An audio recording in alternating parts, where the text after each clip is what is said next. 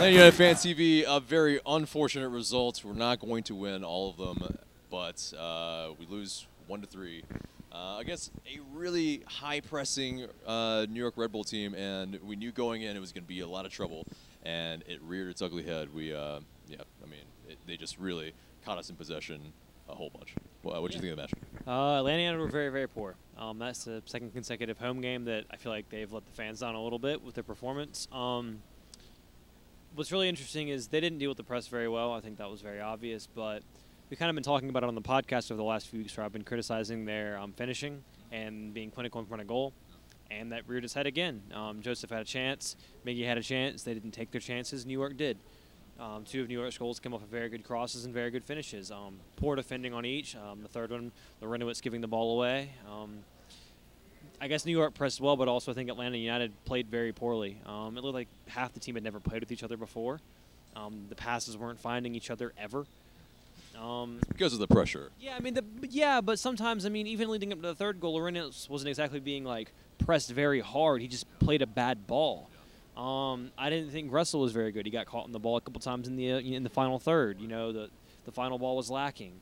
I don't want to just outly blame the officials, but I need to go back and look at some of the decisions. I know the Garza red card was a red. I have no idea what he was doing. Should have passed it earlier. It was. I don't know what happened there, but it was poor. I don't know about the Joseph decision. I thought it could have been a foul when it happened. I was surprised it was let to play on, but at the same time, the ref was so inconsistent with his calls, whether it was hard, whether it was soft. There was no clear flow to the game. And then with the penalty, when I first saw it, I thought it was a penalty. I think he went down kind of easy, but at the same time, it's like it was the same argument against Garza in Orlando last week. So I need to see it again before I make a final decision on that, but I think it was poor officiating and Atlanta just being absolutely dreadful.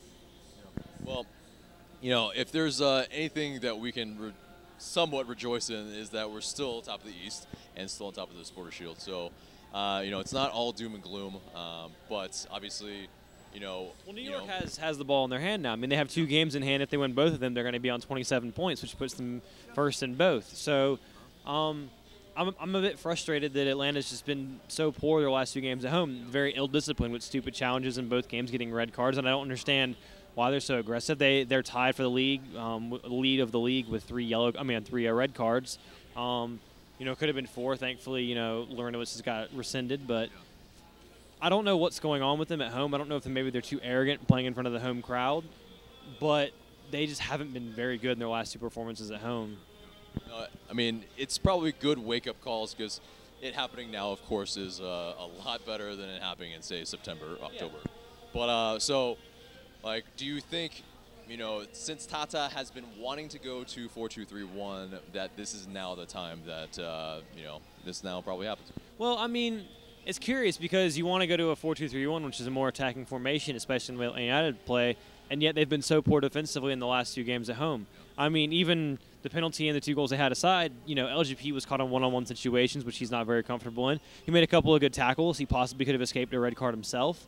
You know, he was exposed like that against Houston at the beginning of the season, and we saw that a lot this game. Maybe going with Gressel and Garza at your wing-backs against a very good team is a bit too aggressive. Positionally, they definitely found areas to clear the ball into the wings. So, I don't know. It's just been not good. That's all you can really say the last 2 matches at home. And plus, you know, poor finishing that we've seen throughout the entirety of the season. New York took their chances tonight, and Atlanta didn't. And Atlanta easily could have been 2-3-0 up, and it wouldn't have mattered what the referee's decision was on the on the first Joseph goal. So, Barco got his first home goal. That was nice, but I thought Atlanta United lost their heads and didn't play well after decisions went against them. And, you know, we've talked about adversity, and here's another episode of adversity. And last time they turned around and won on the road. And was very curious about this team is they're playing better on the road than at home right now, which is something I never thought I'd see. Right. So we'll see what happens going forward. We can't be, you know, you can't be too negative on the team because I still think they're the best team in MLS. And if they can just get things figured out and have a good game, then, you know, they're better than everyone. They can win. But tonight was just poor. Yeah. Do you think a part of us being at home with, you know, say like 45,000 or more fans, it affects the players as well when we're booing the refs. We're, really on top of, any call that goes against us, that it kind of affects their psyche as well. Yeah, I get that. I'm not sure, to be perfectly honest. I think it's the home crowd's duty to hound the official when they're wrong. I guess maybe sometimes that maybe might make an official dislike you, but if they're being professional, they have to understand that that's what's going to happen. The home fans are never going to agree with your calls. Having refereed basketball myself, the home fans never agree with your calls. Whether or not you're right, you just have to know that you stick by that call and continue to call the game, fairly. I don't think Mark Geiger's safe in Atlanta anytime soon, and I'm going to be pretty honest, I'll probably disagree with some of his VAR calls. Thank God he's going to the World Cup. He'll be gone for a month. But, the team, they didn't handle decisions going against them very well, and neither did the crowd, and sometimes the crowd didn't understand. But at the same time, I thought the referee was poor. So I guess there's a degree of frustration with both the fans and the players when you have no idea what's a foul, what's not a foul, what's a yellow card, what's a red card, what's the penalty. When you don't know what's going on and they have to go to VAR consistently, and even when they go to VAR, you feel like the decision's wrong, it's hard to get a good flow of the game. And it's frustrating to watch from a fan perspective because you end up questioning what's actually happening because something could happen and you have no idea if they're going to go to VAR and then the decision be wrong, which is kind of mind-blowing. So it was just a mixture of all the worst possible things tonight, and that's 2 games in a row. And they have to improve, but it's May. They've only played 12 games.